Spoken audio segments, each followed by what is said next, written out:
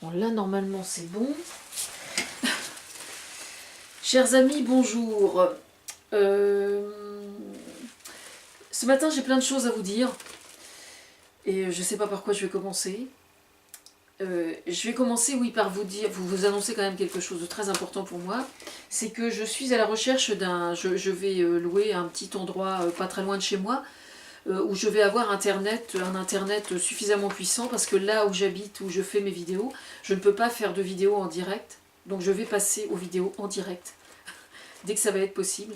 Et donc je ne peux pas le faire ici, même si j'en avais l'intention, je ne peux pas, parce que l'internet n'est pas assez puissant. Bon, ça c'est une chose. Donc je vous tiendrai informé dès que ce sera possible. Bon, sinon ce matin je vais vous parler de santé. Je pourrais dire santé ni café comme sur mon site, mais bon. Quand on prend des excitants, on peut avoir de bonnes raisons quelquefois. Moi aussi ça m'arrive, mais j'essaie d'éviter dans la mesure du possible. Jamais après 15-16 heures, mieux vaut éviter, quoi, parce qu'autrement on a des problèmes pour s'endormir.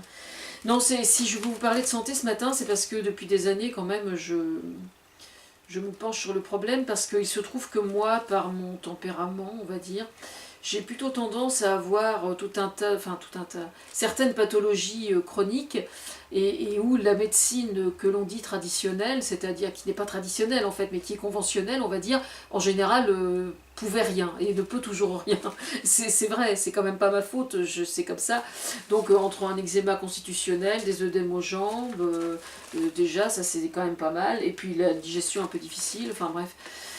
Donc ce qui fait que je me suis toujours confrontée en fait à cette médecine conventionnelle, et du coup c'est vrai qu'arrivant à 55 ans, je connais quand même pas mal au moins les pathologies qui sont les miennes, et j'en ai déduit que quand même assez souvent c'était quand même des problèmes psychologiques souvent qui étaient à l'origine des problèmes organiques. J'ai pas dit tout le temps, j'ai dit souvent. Et quand il s'agit de problèmes psychologiques qui se répercutent sur le corps, qu'on appelle alors des somatisations, il se trouve qu'on a la possibilité, nous en tant que patients, d'avoir la sagesse de le reconnaître, premièrement, et deuxièmement, de faire un certain nombre de choses pour que ça s'améliore. Alors j'avais écrit un sujet sur mon site qui s'appelait « Nous sommes ce que l'on mange ». Alors évidemment, ça peut paraître un peu bateau que de ressasser ça toujours et encore, mais c'est quand même la vérité. Je vais faire assez court ce matin parce que j'ai plein de choses à faire, mais je voudrais simplement que vous alliez regarder de nouveau l'émission avec Adriana Carambeu et le maître Simès, le maître Simès, pardon, et que j'ai vu avant-hier, qui traite des médecines parallèles et en quoi, comment et pourquoi elles peuvent être complémentaires de la médecine conventionnelle. Et à ce titre, c'est vraiment, moi j'ai été vraiment bluffée parce que je crois beaucoup aux médecines parallèles. Je pense qu'elles peuvent vraiment nous aider dans tous les problèmes qu'on peut rencontrer au niveau de notre santé. Mais le fait de prétendre qu'elles peuvent nous aider ne doit pas nous rendre aveugles au discours du généraliste. Ça, c'est la première chose. Et surtout, doivent ne pas occulter le fait que quand on est porteur de souffrances, surtout si elles sont anciennes, et qu'on soupçonne que ce soit plus ou moins lié à ça, qu'on soit tombé malade, etc., souvent quand même le fait de clencher la porte d'un psy peut aider énormément de choses. Je sais, je suis très chiante avec ça, mais si je suis très chiante avec ça, c'est parce que je suis aussi très sûre de moi sur ce plan-là. Autant je doute sur un certain nombre de choses, parce que à chaque fois que je doute, en fait, ça me rassure. Ça me rassure, parce que si d'autres avaient la sagesse que moi j'ai sur ce secteur, je pense que le monde tournerait un petit peu plus rond.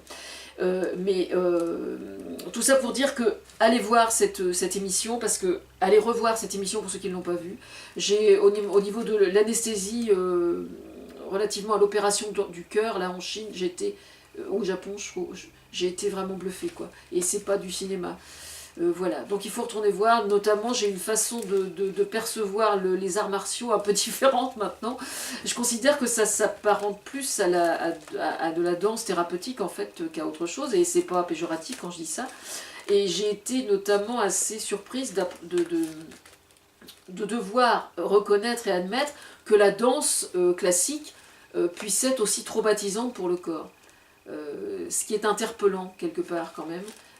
On peut en dire pareil pour le sport de haut niveau, par exemple. Moi, ça m'interpelle. je trouve un peu incohérent de chercher à obtenir de son corps certaines prouesses, si esthétiques et si belles soient-elles, si le prix à payer c'est de générer des souffrances sur le corps dont on est, dont on est quand même le premier responsable. Moi personnellement ça me perturbe, voilà, ça c'est une chose.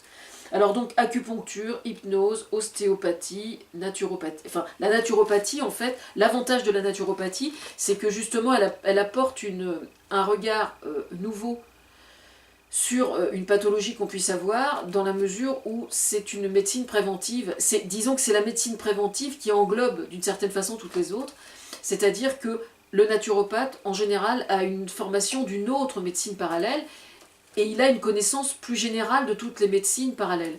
Et donc ça c'est très intéressant comme regard, parce que la formation de naturopathe c'est quelque chose de vraiment très poussé et de tout à fait interpellant. Et moi j'ai demandé il y a plusieurs années à ce que tout étudiant en médecine commence par une formation de naturopathe. Parce que justement, le fait de commencer par une formation de naturopathe aurait pour conséquence d'avoir une approche de la médecine différente de ce qu'elle est aujourd'hui. Et ça, pour moi, c'est vraiment important. Le problème aujourd'hui, il est le suivant. C'est que sur 10 patients, il y a beaucoup de patients, il y a un fort pourcentage des patients qui considèrent que seul le médicament peut soigner. Et ça, c'est vraiment très grave.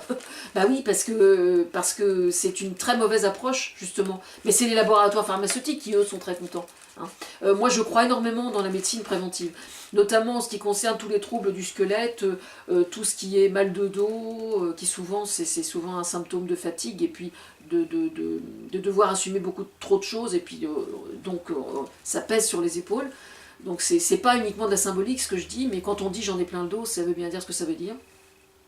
Et c'est rarement un hasard, quoi. Souvent les gens qui ont des problèmes de dos, ce sont aussi souvent des gens qui ont trop de choses à assumer et puis qui ont des difficultés. Et donc c'est tout à fait normal que le... Alors je souris parce que ce matin justement sur Facebook, on m'a mis le lien d'un sous-vêtement qu'on porte qui aide à redresser les lombaires. Alors je ne sais pas du tout ce que ça vaut. Moi j'avais testé un siège à 4 pieds à Barentin, un siège qui n'a pas de dossier, mais qui permet de coincer les jambes sur des appuis, c'est-à-dire le devant du tibia sur des appuis, et qui fait qu'on se tient beaucoup plus droit tout seul. Et j'avais trouvé ça mais extrêmement confortable. Et donc je sais qu'aujourd'hui maintenant au sein des entreprises, il y a beaucoup de patrons qui investissent dans du matériel, on peut rehausser les tables, changer les positions, etc. pour travailler devant un ordinateur. Et je trouve ça vraiment bien, je pense que c'est très intelligent. Mais je pense qu'on peut faire encore beaucoup mieux que ça.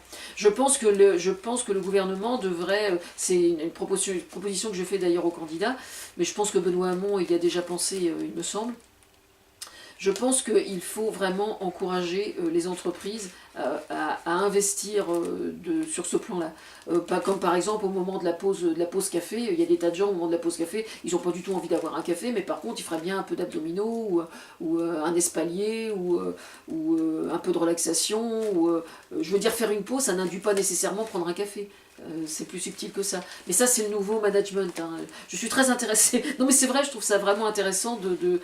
Je trouve ça passionnant, le nouveau management. Je trouve ça vraiment très intéressant. Voilà. C'est tout ce que j'ai à dire pour ce matin. Et j'essaie de pas être trop long parce que le temps que ça upload et que je mette sur Internet, ça prend du temps. Bonne journée à tous.